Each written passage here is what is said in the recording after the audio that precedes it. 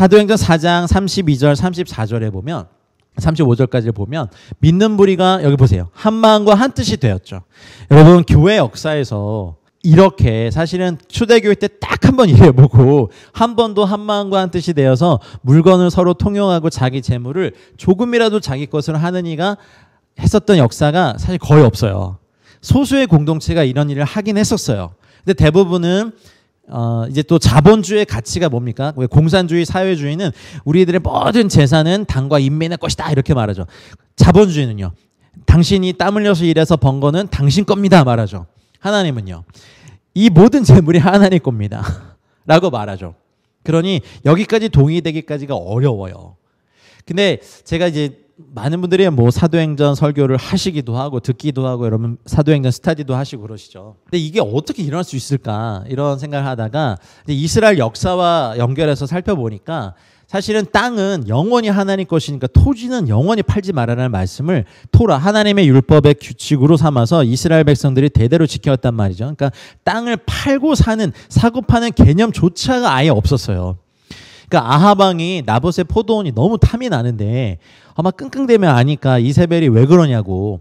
그러니까 나 저거 너무 갖고 싶은데 팔지를 않아. 그러니까 이세벨이 악한 꾀를 내잖아요. 그렇죠? 그 사건 아시죠? 근데 우리 자본주의 시대를 사는 저희들에게는 아니 왕이면 한 몇 배 정도 그 땅값 더 쳐주고 그냥 사면 되는 거 아니야? 이렇게 생각하지만 왜 안 팔았습니까? 하나님의 말씀이었기 때문에 그래요. 이것이 사실은 여러분 땅이 있으면 우리가 아주 어떻게 보면 그렇게 많은 어떤 재정이 필요하지 않아도 생존할 수 있다고 합니다. 뭐 땅이 없어서 모르겠는데 여러분 땅이 있으시길 축복합니다.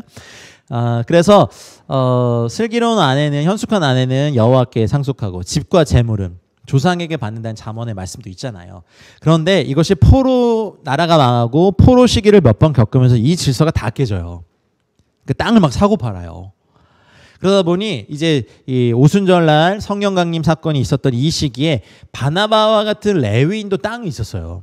그러니까 사람들이 자기가 살 집과 땅, 그 정도는 하나님이 허락하신 우리의 권리인데 이것을 넘어서 땅과 땅을 연하여 사고 지금으로 보면 건물과 건물을 막 사가지고 몇십억대 자산가들, 몇백억대 자산가들이 이건 이제 자본주의 논리는 맞는데 하나님 나라의 말씀에 비추면 이것은 어긋나는 거예요.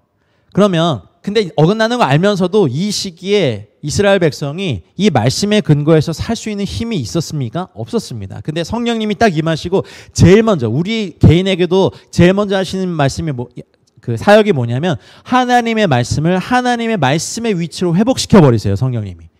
예전에는 뭐 그런 게 뭐가 죄야. 이 땅의 남성들 다 이렇게 하는데 나는 거기에 비하면 착해. 이랬던 것도 마음속에 음욕을 품는 것도 죄라 간음이라고 말씀하시고 형제를 향하여 나쁜 마음을 품는 것도 살인했다 그러시고 여러분 지금 세상의 법정에 가서 자수하러 왔습니다. 무슨 죄를 졌습니까? 제가 마음속에 우리 교회에 누구를 아주 미워했습니다. 그래서 뭐 때리셨어요? 아니요. 칼로 찌르셨어요? 아니요. 그분 걸 훔치셨어요? 아니요. 그럼 경찰이 뭐라 그러겠어요? 현행범으로 체포합니다 하십니까? 왜 이러세요? 하면서 가뜩이나 일도 많은데 빨리 가세요. 이러죠. 세상의 기준과 하나님 나라의 기준은 너무 다르죠. 그러니 이스라엘 백성들은 이 토라 하나님의 법을 알았던 백성이에요. 그런데 성령님이 임하시고 말씀의 위치에 딱 비추고 나니까 자신들이 모든 세대가 다 범죄한 걸 알거든요. 그러니까 자기에게 주신 분깃의 땅을 남겨놓고 그 외의 땅들을 다 팔아서 사도들의 발 앞에 놔둬버린 거예요. 그러니까 이 개혁이 말씀에 근거한 개혁이에요. 공산주의는 이거 모르니까 그냥 무작정 부유한 사람들 그 땅 뺏어가지고 죽여버리고 이것을 그냥 노동자 농민에게 줬던 그런 피해 혁명을 일으켰다가 한 세기도 지나기 전에 망해버렸잖아요. 거기에 하나님의 말씀이 없었던 거예요. 하나님의 말씀에 근거해서 합의가 없었던 거예요. 믿으십니까 여러분? 하나님의 교회는 하나님의 말씀에 근거해서 계속해서 개혁돼야 됩니다. 진리에 성숙해 가야 됩니다. 진리를 순종하고 사실 어렵죠. 이거 내가 어떻게 번 건데 저 사람은 맨날 가난하고 그냥 술만 먹고 게으르고 하지 않는데 이걸 왜 줘요? 라고 할 때 이제 마음속에 이런 게 많죠. 사실 어렵죠. 이렇게 말한 저도 잘 어렵고.